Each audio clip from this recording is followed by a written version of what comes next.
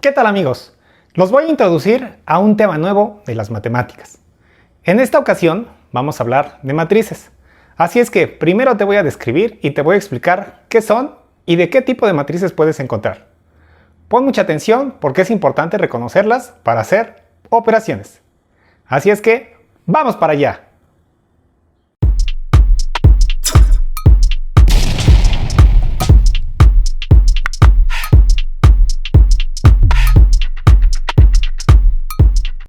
Pues comenzamos. Vamos a hablar ahora de matrices. Para poder hablar de matrices, primero tendríamos que definir qué es una matriz. Una matriz no es otra cosa que un arreglo matemático en donde nosotros concentramos diversa información. Esta información está ordenada en filas y en columnas. Puede tener varias filas o varias columnas. Para que nosotros podamos identificar la cantidad de información que está contenida, generalmente determinamos el orden o el tamaño de una matriz. Y esto está indicado por el número de filas y el número de columnas que podemos encontrar. De manera general, representamos a una matriz así.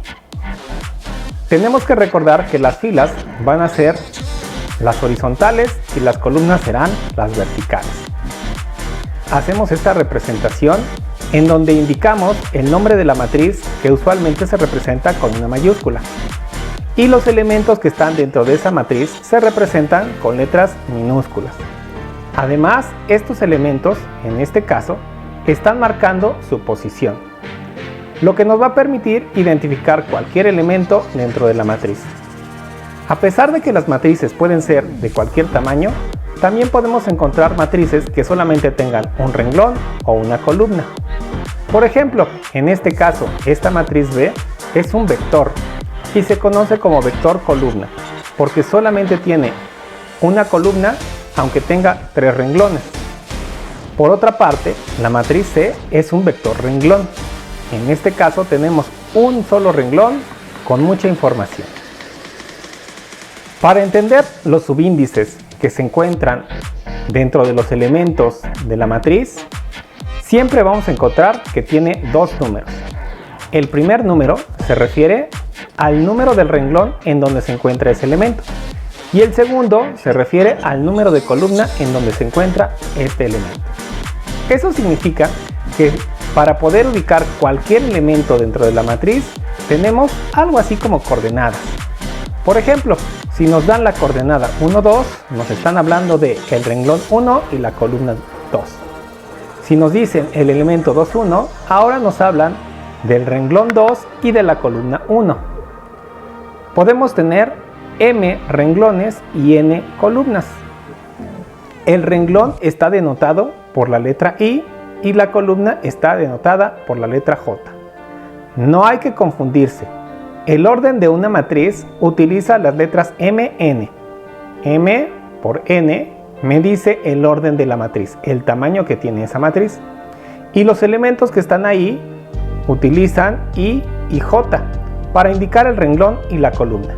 A pesar de que la información es semejante, no te debes de confundir cuando se utiliza M por N y cuando se utiliza I por J. Veamos por ejemplo en el caso de la matriz A. En la matriz A, si queremos identificar a los elementos que la constituyen, A11 se refiere al elemento que está en el renglón 1 y la columna 1, y esto es un 4. A12 se refiere al renglón 1, columna 2, y esto es menos 2. A13 se refiere al elemento que está en el renglón 1 y en la columna 3, que es este. Y así podemos identificar cualquier elemento que se encuentre dentro de nuestra matriz, sin importar qué tan grande sea, ya que podemos tener elementos que están repetidos. Por ejemplo, el elemento A13 y el elemento A21 tienen el mismo valor en este caso, que es 0. Si nosotros nos dijeran que tenemos que utilizar el 0 para hacer una operación, no podríamos saber a cuál 0 nos referimos, ya que los dos tienen el mismo valor numérico. Pero si nos dicen el 0 de la posición 2, 1, entonces es fácil identificar que está en el renglón 2 y en la columna 1. Cuando nosotros tenemos matrices, podemos encontrar dos matrices que sean iguales. Para que dos matrices sean iguales se deben de cumplir dos condiciones. La primera condición, que sean del mismo orden o dimensión, y la segunda es que todos sus elementos, de acuerdo a sus posiciones, tienen que ser iguales.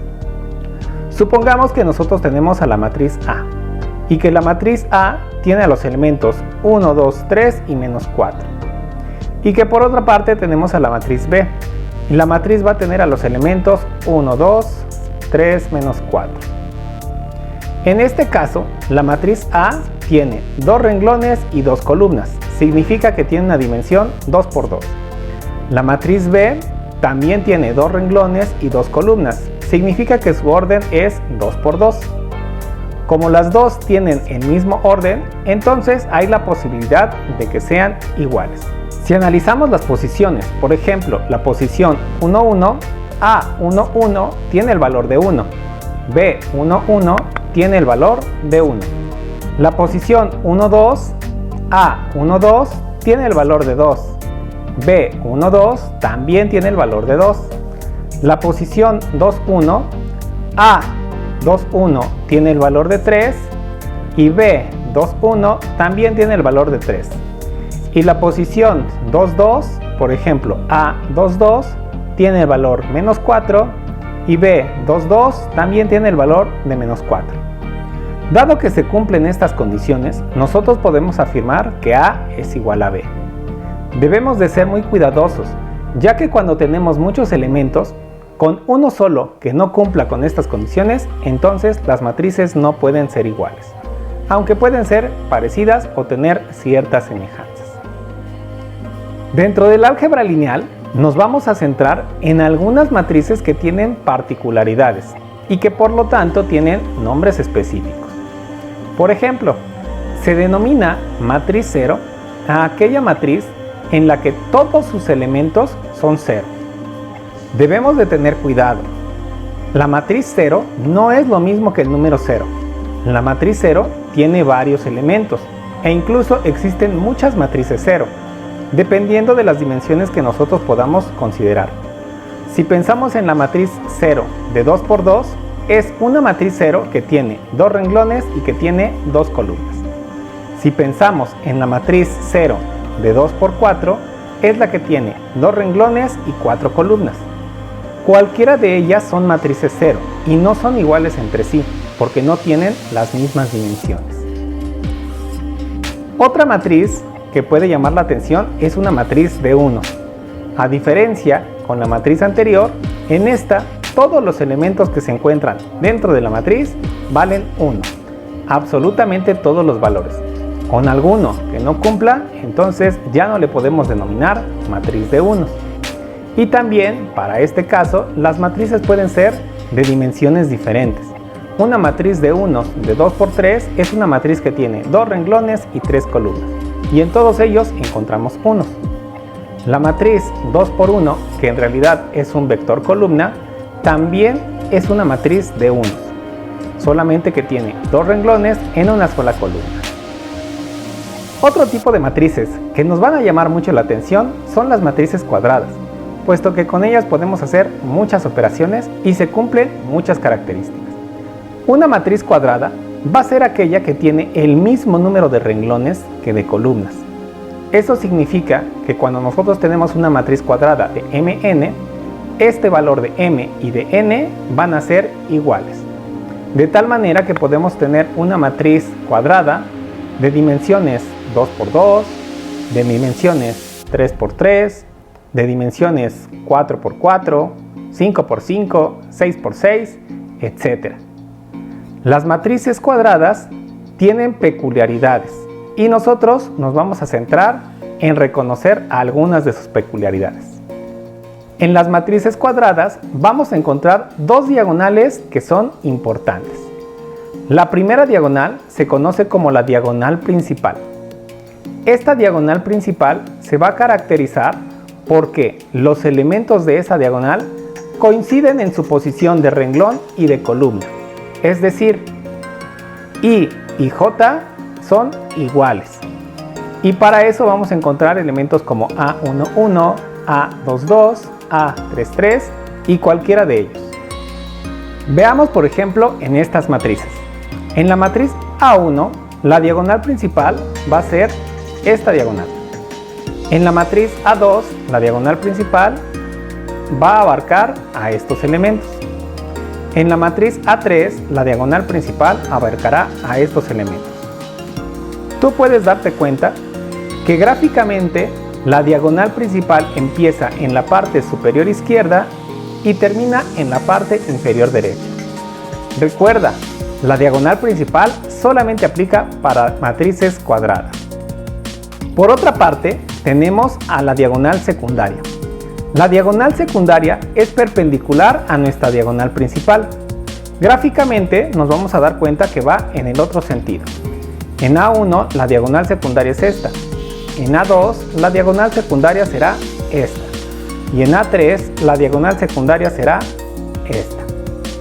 Analíticamente, para que podamos identificar a los elementos de la diagonal principal, lo que hacemos es sumar la posición de su renglón y de su columna, i más j, y esto tiene que ser igual a n más 1. Recuerda, i nos representa el número de renglón, j nos representa el número de columna, n nos representa la dimensión. En el primer caso, en A1, la matriz es de dimensión 2 por 2. n en consecuencia vale 2. La segunda matriz es 3 por 3. n en este caso vale 3. Y la última matriz, A3, es de dimensiones 4 por 4. n en este caso vale 4. Si te das cuenta, los elementos que están, por ejemplo, en la matriz A3 que acabamos de marcar, este elemento se encuentra en la posición 1, 4. Si hacemos la suma de 1 más 4, esto nos va a dar 5, que corresponde a n más 1. Si analizamos ahora este elemento menos 1 que está en la posición 2, 3, 2 más 3 también nos da 5. Si analizamos el elemento que está en la posición 3, 2, la suma de 3 más 2 también nos da 5. Y finalmente el elemento que está en la posición 4, 1, 4 más 1 nos da 5. Si analizas cualquier otro elemento que esté fuera de esa diagonal, te vas a dar cuenta que la suma de i más j te va a dar un número diferente y no te va a dar 5. Por esa razón, analíticamente es fácil también encontrar a los elementos de la diagonal secundaria. Es importante ubicar estas dos diagonales, tanto la principal como la secundaria. Esto es porque estas diagonales nos van a indicar la dirección en la que se realizan algunas operaciones que podrás encontrar en otros videos. A partir de ello, también podremos definir a lo que es una matriz diagonal. Se llama matriz diagonal a una matriz que es cuadrada y que todos los elementos que están fuera de la diagonal principal son 0 y únicamente puede encontrar valores diferentes de 0 dentro de esa diagonal principal. Hay una matriz diagonal que es la más importante. Esta es la matriz identidad. La matriz identidad es un tipo de matriz diagonal, pero en este caso todos los elementos de la diagonal principal son unos. Y para hacer una matriz diagonal significa que todos los elementos fuera de esa diagonal principal son ceros. En algunas operaciones el objetivo es que a partir de una matriz cualquiera generemos una matriz identidad, lo que nos va a permitir, por ejemplo, generar la inversa de una matriz o resolver un sistema de ecuaciones, que seguramente podrás encontrar en otro de mis videos.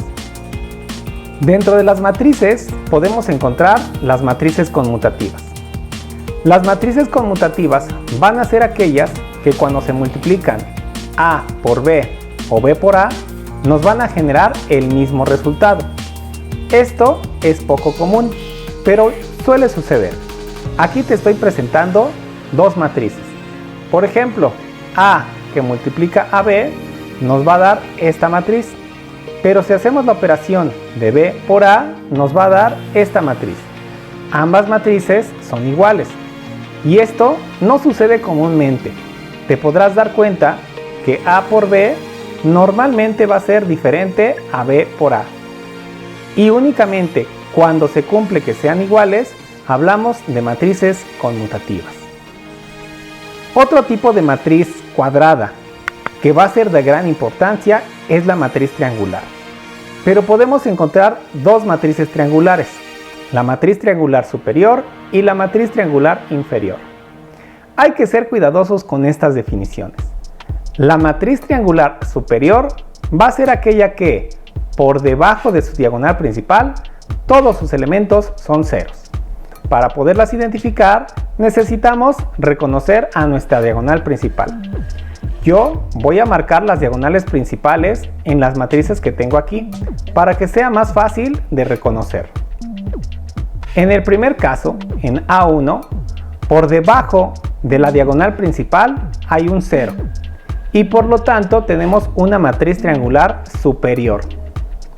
En el segundo caso, también podemos encontrar que debajo de la diagonal principal todos los elementos son 0, y eso nos indica una matriz triangular superior. Te pido que seas cuidadoso porque a pesar de que le llamamos matriz triangular superior, en realidad lo que verificamos es lo que hay abajo de la diagonal principal. De manera semejante, la matriz triangular inferior va a ser aquella que en la parte superior de la diagonal principal todos los elementos sean ceros. Parece una ironía, sin embargo, así están definidas estas matrices. La superior, por abajo todos son ceros, y la inferior, todo lo de arriba van a ser ceros. La matriz identidad incluso es una matriz triangular superior e inferior al mismo tiempo. Seguramente, una vez que ya reconociste todo este tipo de matrices, podrás aplicarlo para hacer diversas operaciones, que te explicaré en próximos videos. No olvides seguirme y me despido mandándote un abrazo virtual. Nos vemos en la próxima. Al ver este video, has dado un paso importante en tu aprendizaje de matemáticas. No lo olvides, la práctica es la que definirá tus nuevas capacidades. Haz tantos ejercicios como te sea posible. Si tienes dudas, preguntas, comentarios, sugerencias, opiniones, reclamos, sueños, ilusiones, miedos y frustraciones, déjamelos en la caja de comentarios. Nos vemos en la próxima.